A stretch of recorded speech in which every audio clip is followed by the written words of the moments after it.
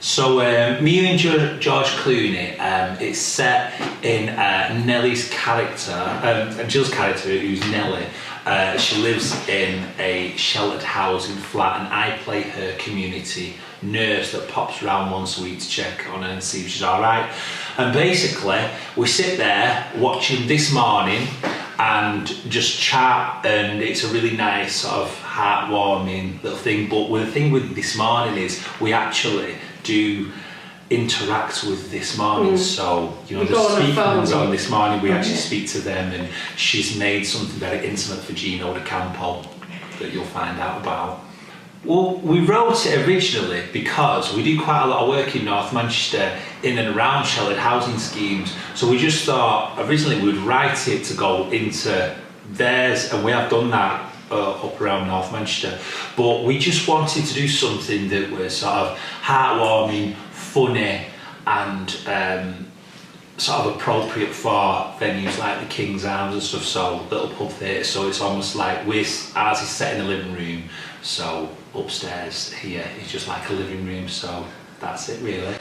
Well, loneliness is one of the things we're looking at, and how families have different priorities than their loved ones.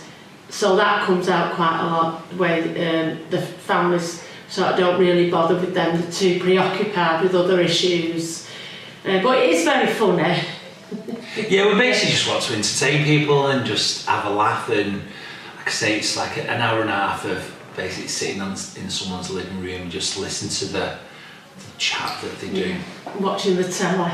Watching the telly. Drinking a bit. And the George Clooney thing, that is because, this is a secret, Jill's character, she has Nespresso, and it's only her and George Clooney in her head that has Nespresso, so I come round and have posh Nespressos. Nespresso. That's where George Clooney comes from. Well, it's set in Manchester, so I think they will really enjoy it, and they like our humour, hopefully, and it's a little bit sort of like the royal family meet Shameless, that kind of vibe. Because it's a brilliant Fringe, and I think it's been going for what, 6, 7, 8 years or something, and it's just grown and grown, and you know, it's just a huge, you know, prestigious event now. I mean, it was at the time when it first started, but now it's just probably, I would say, like, you know, there's the Edinburgh which is just crazily massive, but I think the Great Manchester Fringe is just it's just the right size.